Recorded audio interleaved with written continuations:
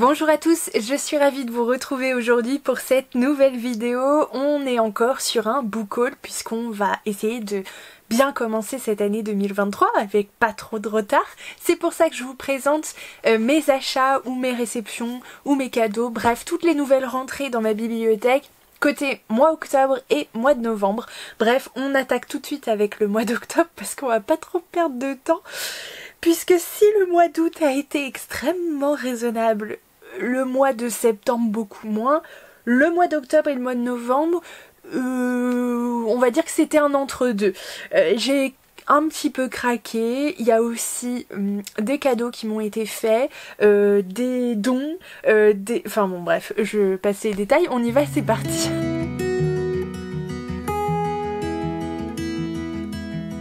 Le premier titre qui est rentré dans ma palle, je crois, en octobre, c'est le titre Bruxelles, du coup d'Éléonore de Villepoix, édité aux éditions Hachette. Oui, oui madame, oui monsieur, c'est Hachette Roman qui a fait ça, qui a fait cette petite pépite en hardback, en toc-toc, absolument magnifique. C'est l'autrice quand même de la duologie, je le dis pas trop fort, de La Ville sans vent, je dis ça, je dis rien, qui a été quand même une super lecture. Et là en l'occurrence, on nous entraîne, enfin elle nous entraîne à Bruxelles. Depuis le printemps, des œufs se volatilisent. Le Parlement des oiseaux décide de tirer au clair ces disparitions mystérieuses. La mission est confiée à un trio bigarré, Jaboterne, un pigeon lunaire. Oh mon dieu, quand vous savez ma relation avec les pigeons, ça me donne d'ores et déjà des frissons. Mais bref, je suis quand même prête à lire ce livre. 7, une corneille acariâtre et Chant perdu, un rouge-gorge tapageur. En 8 jours, d'un bout à l'autre de la ville, cette équipe improbable va devoir résoudre l'affaire, quitte à y laisser des plumes.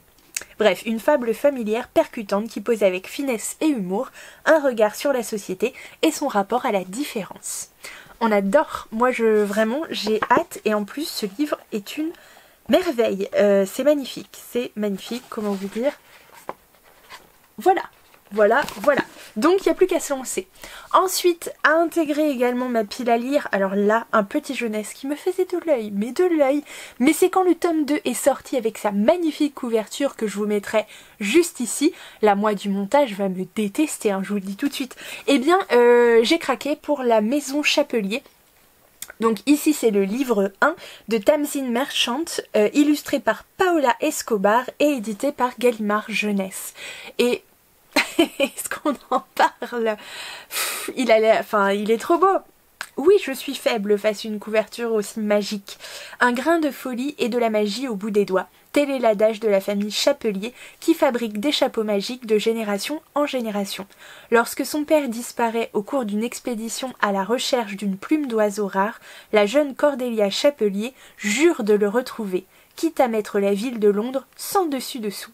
Une héroïne irrésistible, une famille à la créativité débridée, un couvre-chef volé, une enquête palpitante et colorée dans un univers délicieusement loufoque. On adore, il fait...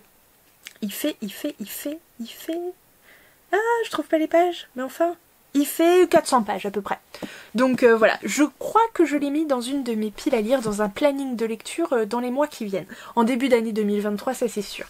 Ensuite est venu rejoindre les rangs le petit dernier de Maëlle de Sarre, mon autrice chouchou, du coup la maman des tribulations d'Esther Parmentier. Et là elle nous proposait du coup L'école de minuit, donc aux éditions Rajo évidemment, qui partait sur un tout autre thème mais tout aussi intriguant. On va suivre Siméon, mi-humain mi-vampire, qui vient d'intégrer l'école de minuit, une école discrètement installée dans notre monde où étudient sirènes, géants, morts-vivants et autres créatures. Siméon espère pouvoir enfin mener une vie sociale, mais bientôt, certains de ses amis disparaissent mystérieusement sans que personne ne réagisse. Bien que ses canines n'aient pas encore percé et qu'il redoute l'effort physique, j'adore, il s'élance à leur recherche. Qui est à l'origine de ces disparitions et quel sombre secret cache l'école? Cette couverture est encore magnifique et ça donne très envie. J'ai pas eu le temps de le lire dans la période d'Halloween, mais franchement... j'ai dit qu'il faisait combien? Ouais, 350 pages à peine. Donc voilà, je me le réserve pour un peu plus tard, mais évidemment il finira par être lu. Ensuite, alors là pour le coup c'est un don de ma petite collègue du coup de la médiathèque de la ville dans laquelle je travaille, qui m'a proposé du coup ces 2 tomes en tout cas de cette série qu'elle a lu, qu'elle a bien aimé, mais pour lequel je crois il n'y a pas eu de coup de cœur hein, il me semble. Donc voilà, elle m'a proposé du coup de les découvrir à mon tour, trop gentil. Les chroniques de l'érable et du cerisier, le livre 1 Le masque de No et le livre 2 Le sabre des Sanada de Camille Monceau, édité chez Gallimard Jeunesse aussi. Donc ils sont très très beaux avec du jaspage comme on en voit rarement, donc je crois que c'est des petites fleurs, enfin bref, peu importe, hein, vous voyez un petit peu. Bref, très très joli. Du coup on va parler samouraï je crois dans cette histoire. Alors je l'ai suivi mais de loin, il y a beaucoup de monde qui en a parlé. Je crois qu'il y a un peu 2 écoles, hein, ceux qui adhèrent et ceux qui adhèrent pas du tout. Mais voilà, du coup je crois que c'est Louise de Rêve ta vie en lecteur qui avait organisé une lecture commune sur ces titres il me semble. Enfin bon, bref. Donc Ichiro, enfant abandonné, est élevé comme un fils par un mystérieux samouraï qui lui enseigne la voie du sabre. Vivant reclus dans les montagnes, au cœur d'une nature sauvage, il grandit au rythme des saisons entre une insouciance bienheureuse et un apprentissage qui exige persévérance et courage. Mais par une nuit terrible, Ichiro voit sa vie basculer. Il doit tourner le dos à son enfance pour affronter le monde et son destin. Héros sublime, amitié et trahison, passion et vengeance, le masque de No est le début d'une épopée éblouissante dans le Japon du XVIIe siècle et la révélation du talent de Camille Monceau. Ça donne quand même bien envie, hein, mais bon, à voir ce que ça donne. Ensuite, c'est une petite BD, du coup, qui est venue rejoindre les rangs, évidemment, puisque je n'en loupe pas une, et j'allais dire aussitôt acheté, aussitôt lu, non ça c'est pas tout à fait vrai, mais je n'ai pas trop tardé quand même à découvrir le tome 9 de la série Dad, donc intitulé Papa Pop, de Nob aux éditions Dupuis. Moi j'ai cette version là puisqu'il en existe. Oh, j'ai encore perdu le truc 9 je crois. Donc voilà, avec un dad déguisé en personnage donc de films, de pop culture, etc. très différents. Et là moi j'ai le dad en version Pirates des Caraïbes, donc Jack Sparrow. Et voilà, je l'adore, je l'ai lu, c'est toujours un plaisir de lire cette BD qui parle de ce papa célibataire qui élève 4 filles de 4 mères différentes. Et... voilà, je n'ai rien à dire, je vous rabâche les oreilles avec cette série tout le temps. Ensuite, alors là pour le coup, c'était un achat vraiment que j'ai fait, alors dont j'avais pas du tout entendu parler. Enfin, c'est un titre dont je n'avais pas du tout entendu parler avant, ni sur les réseaux sociaux, ni ailleurs. D'ailleurs, ce qui est très très étrange, du coup vous allez comprendre pourquoi. Donc je l'ai vraiment trouvé en librairie. Et ça m'arrive de temps en temps et je trouve ça aussi chouette d'aller vers des titres dont voilà, j'ai pas forcément entendu parler, pour lequel j'ai pas forcément été influencée. Voilà, et du coup ce titre vraiment m'appelait, mais comme jamais, puisque la couverture était ouf déjà. C'est le médaillon d'Orion de Chris Comte, alias Poisson Fécond, et c'est aux éditions First. Et donc voilà, donc déjà cette couverture absolument magnifique. Orion, j'ai un attachement particulier, un de mes chats s'est appelé comme ça, bref. Donc déjà ça a attiré mon œil, et en plus j'ai découvert que ce titre était ultra illustré. Alors quand je dis ultra illustré, c'est ultra illustré, genre pratiquement à toutes les pages, enfin bref. Vous avez en plus une expérience immersive puisque avec ce livre vous pouvez télécharger gratuitement une petite application qui va vous permettre à chaque fois que vous aurez un petit signe, donc la piste en fait, par exemple numéro 11, d'appuyer donc sur suivant en fait dans l'application, et ça vous met une bande son du coup pour pouvoir suivre, enfin voilà, donc je vous ferai un retour hein, sur cette expérience. Et puis du coup vous avez d'autres petites choses, enfin bref. Je vous laisse un peu découvrir tout ça. Ça raconte l'histoire d'Ariane, du coup. Ariane qui... comment dire, est-ce qu'on vous le dit dans le résumé, qui a 17 ans, qui va au lycée, bon bah ça c'est la base, qui est issue d'une cellule familiale un petit peu particulière. Du coup sa mère lui mène concrètement la vie dure. D'ailleurs Ariane a décidé pour le coup de vivre dans le jardin et d'emménager dans la niche du chien. Ok. Et un jour du coup, puisqu'elle est, elle est fan en fait de Kaléidotube, qui est un petit peu en fait l'équivalent de YouTube, hein, concrètement c'est ça. Elle va participer à un concours organisé par l'un de ses Kaléidotubeurs préférés. Et ça va être le début un peu des problèmes. Et donc vous avez, voilà, je sais plus ce qu'on vous dit exactement. Ouais, juste après les sélections, elle reçoit un médaillon aussi mystérieux que dangereux. Pour Edgar, son meilleur ami hacker, tout cela cache un immense secret. Pour le découvrir, Ariane va devoir faire des choix et suivre son cœur car la vérité n'est pas toujours celle que l'on croit. Bref, voilà, du coup je l'ai lu depuis. Au moment où je vous tourne cette vidéo, je l'ai lu et donc je vous en parle dans le prochain update lecture. Voilà, la torture. Et puis on va finir sur deux graphiques, puisque je me suis procuré le tome 5 de Sorceline, donc le Seigneur de Vorn, de Sylvia Douillet et Paola Antista aux éditions Vent d'Ouest, je crois.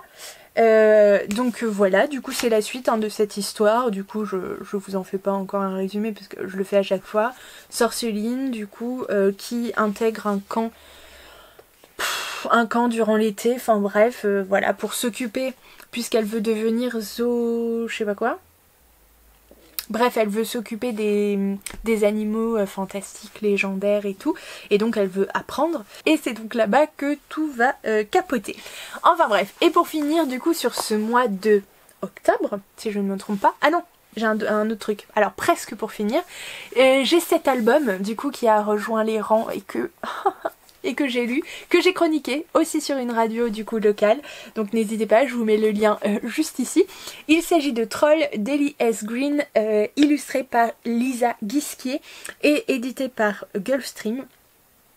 Vraiment, cet album, magnifique, je crois qu'il le disait, voilà, à partir de 5 ans, évidemment accompagné par un adulte pour pouvoir lire le texte, parce que sinon c'est pas très drôle.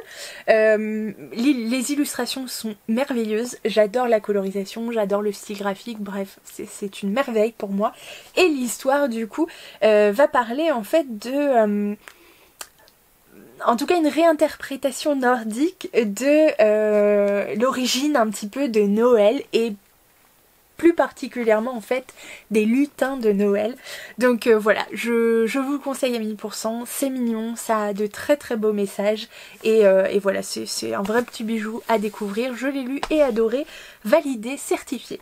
Bref, et alors ça n'est pas un livre, mais... je vous en parle quand même. Du coup, je me suis procuré Black Sad, le jeu d'enquête, donc par Nicolas Lozzi, et édité aux éditions 404. Donc c'est issu évidemment de l'univers de la BD de Canales et Guarnido, bref. Voilà, donc je suis ultra fan. Et quand j'ai vu que 404 éditait un jeu d'enquête via cet univers, vous vous rendez bien compte que j'ai pas pu résister. On l'a testé et je vous en parle dans le prochain update lecture. Non, alors concrètement, j'ai à redire sur vraiment sur ce jeu. Malheureusement, j'aurais adoré, mais avec moi, enfin en tout cas avec nous, avec les personnes avec qui j'ai joué, ça l'a pas fait du tout. C'est un très beau jeu puisque du coup les graphismes sont issus très clairement de la première bande dessinée, donc du premier tome. C'est le graphisme du coup de la bande dessinée qui est repris, alors ça vous serez pas dépaysés, mais le jeu ne nous a pas du tout, mais alors pas du tout convaincus. Bref, voilà, je vous donnerai un peu plus des détails dans le prochain update parce que ça en fera partie quand même. Et je pense que du coup vous pourrez retrouver, si ça vous intéresse quand même, de le tester, ce jeu sur mon compte Vinted que vous pourrez trouver en barre d'infos.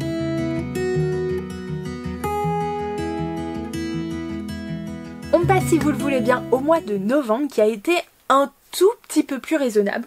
Non, c'est vrai, un tout petit peu plus raisonnable, sachant que j'ai reçu aussi des cadeaux puisqu'on a fait un swap livresque. Alors on l'a fait un peu en retard hein, par rapport du coup à l'époque où en fait je l'ai lancé. Il s'agissait du swap livresque de rentrée 2022 que j'ai fait avec Fanny qui vient du Canada et que je remercie encore une fois parce que certes on l'a fait un petit peu en retard mais on l'a fait et très très bien et ça s'est très bien passé.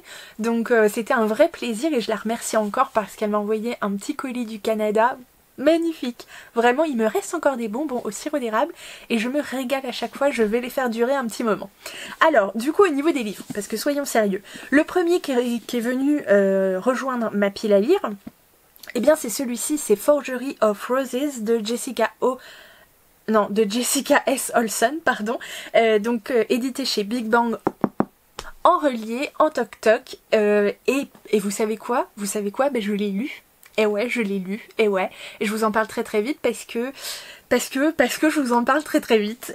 Pour le résumer, on va suivre Myra Whitlock qui est une prodige en fait, qui a un don très particulier lié à son métier du coup qui est peintre, enfin l'un et l'autre sont liés forcément, en tout cas par rapport à la peinture, elle a la capacité de transformer en fait de réaliser le portrait de quelqu'un et puis ensuite de le modifier, ce qui modifie également l'apparence réelle de son modèle.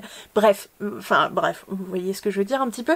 Donc voilà, sauf que les prodiges dans le monde où elle vit sont pas du tout bien vus. Mais alors, pas du tout. Et concrètement, en tant que prodige, elle est clairement en danger. Et donc ce secret, elle doit le protéger à tout prix, notamment pour veiller sur sa petite sœur, donc qui s'appelle Lucie, sauf qu'un jour la femme du gouverneur débarque dans son atelier et découvre un petit peu son secret concrètement et lui fait un beau chantage, très clairement. Elle lui dit que Myra doit venir absolument dans son manoir, donc le manoir des Harris, réaliser le portrait de son fils décédé. Voilà, ça vous donne un petit peu voilà le plan de départ.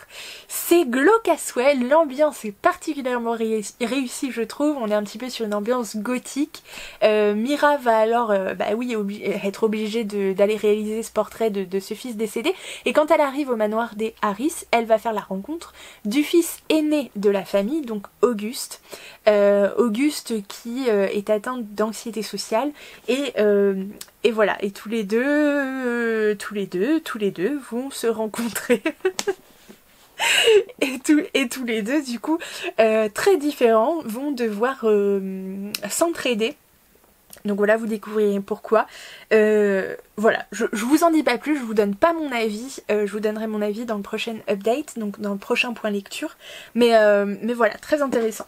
Ensuite, du coup, est venu rejoindre également ma pile à lire de Saxus, donc un autre hardback. C'est un tome 2 d'un livre que je n'ai pas encore lu, donc super, vous allez dire la fille est méga intelligente, puisque ça se trouve elle va pas du tout aimer le tome 1, mais bon, sait-on jamais. Du coup j'ai reçu les Saisons du chaos d'El Cosimano, donc édité aux éditions de Saxus. Je vous refais pas le pitch, le premier tome c'est les saisons de la tempête. Vous savez, la fille est le printemps, le gars est l'hiver. Du coup, pour qu'une saison pour qu'on passe d'une saison à une autre, les personnifications en fait de la saison suivante doivent d'abord tuer la saison en cours pour pouvoir voilà blablabla et du coup il va y avoir une petite révolution parce que du coup je crois que le personnage qui incarne l'hiver est amoureux du printemps. Et du coup, le printemps ne veut pas le tuer. Bref, il y a un truc comme ça, j'ai pas les détails, mais concrètement, c'est ça l'idée. Ensuite, alors là, pour le coup, c'est une commande Vinted. D'ailleurs, il y en a deux. Les deux prochains, c'est des commandes Vinted. Et le reste, c'est des cadeaux. Enfin, c'est le swap. Donc ça va, franchement. Pour ce mois de novembre, j'ai été relativement raisonnable. Du coup en allant traîner du côté de Vinted en fait c'est que j'ai repensé à un titre qui me faisait bien envie depuis que Nina Quill en avait parlé, j'avoue, sauf que du coup il est un petit peu introuvable. Sur Vinted il y en avait carrément très très peu, du coup j'ai pas une grosse réduction mais quand même intéressante. Du coup je me suis pris Le poids des sentiments de N.R. Walker, donc aux éditions Rainbow. RB c'est Rainbow. Du coup on suit Henry Beckett qui vient de se faire larguer par son petit ami à cause de son surpoids et il va décider du coup, dans une vaine tentative pour le récupérer, la chose la plus absurde et la plus effrayante qu'il puisse imaginer, s'inscrire dans une salle de sport. Il va y rencontrer Reed qui est un coach personnel et voilà, les deux vont lier une amitié et vous vous rendez bien compte que ça va aller plus loin et apparemment le rapport au sport, au poids, etc. est très très bien traité dans ce livre. On ne devient pas beau en faisant du sport, ou on ne fait pas du sport pour devenir beau, à la limite pour devenir en bonne santé, mais voilà, clairement. Donc du coup j'ai hâte de le lire parce qu'il voilà, il a l'air très très chouette et il fait 360, plus de 60 pages. Donc voilà, prochainement j'espère le caler. Et puis puisque j'étais dans la veine de Noël et que ce titre du coup c'était compliqué, alors en tout cas dans la version dans laquelle je l'avais repéré d'abord, et du coup je l'ai pris dans la version collector qui est sortie chez XO. Il s'agit d'une seconde avant Noël, donc de Romain Sardou, donc édition collector, XO édition comme je vous l'ai dit. Franchement j'ai pas trop envie de relire le résumé, je vais essayer de lire que le début. Chers lecteurs et donc chers amis, vous qui chaque année découvrez émerveillez vos cadeaux au pied du sapin, vous êtes-vous jamais demandé qui était vraiment le Père Noël?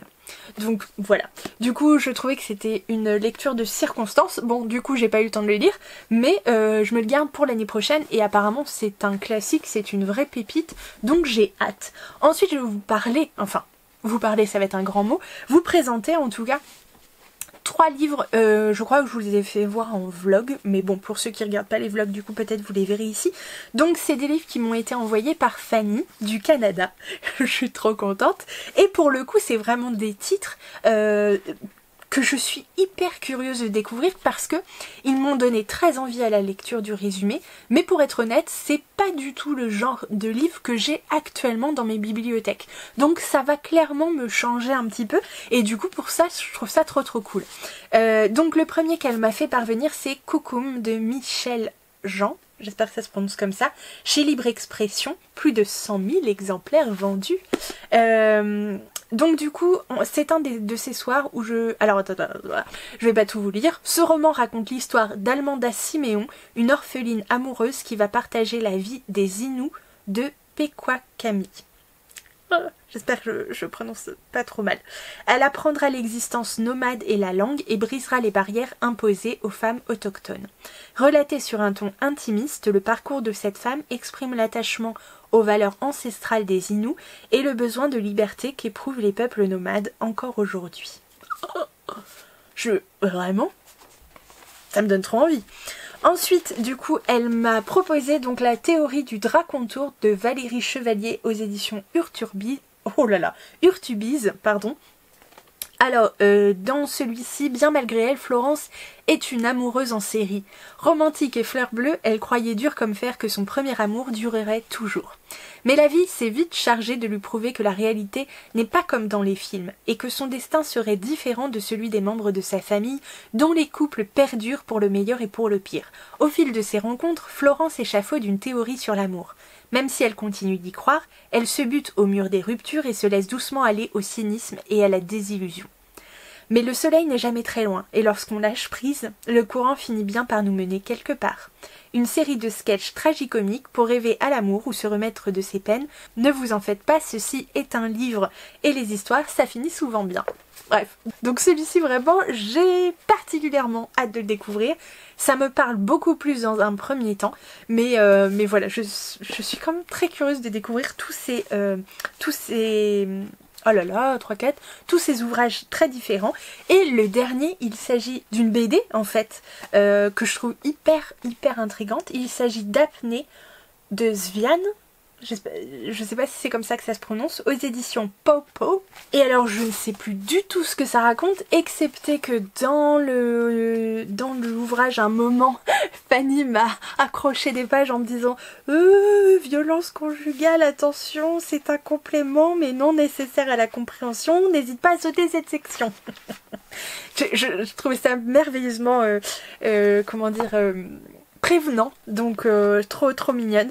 Alors, si je relis Apnée, donc résumé, c'est le récit de l'absence, oui, parce que Fanny m'avait fait un menu, s'il vous plaît, absolument magnifique.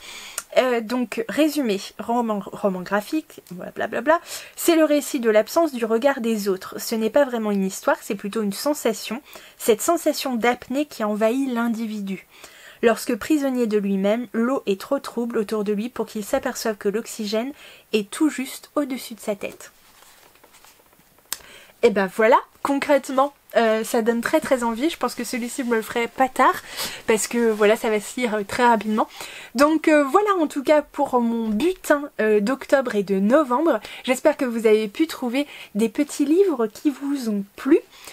Si jamais vous n'êtes pas encore abonné à la chaîne, n'hésitez pas, c'est le moment, c'est gratuit et du coup ça aide à faire vivre toutes ces vidéos. N'hésitez pas également à commenter, liker si vous avez aimé bien sûr la vidéo, à partager. Si vous ne savez pas quoi commenter, eh bien je vous propose le petit emoji Père Noël. Pourquoi pas, petit Père Noël, ça pourrait être très bien. Et puis voilà, et puis n'hésitez pas à me dire en commentaire s'il y a des titres qui vous ont fait envie, qui vous ont appelé, à partager également vos nouvelles entrées dans vos piles à lire. Du coup, s'il y a un titre en particulier qui vous appelle, je suis aussi disponible pour des lectures communes, donc si vous avez repéré un des titres du coup que vous voulez que je sorte absolument de ma palle patard, n'hésitez pas à me le dire aussi en commentaire. Et en attendant, je vous souhaite de très très belles lectures, je vous dis à très bientôt dans une prochaine vidéo et je vous fais plein de gros bisous.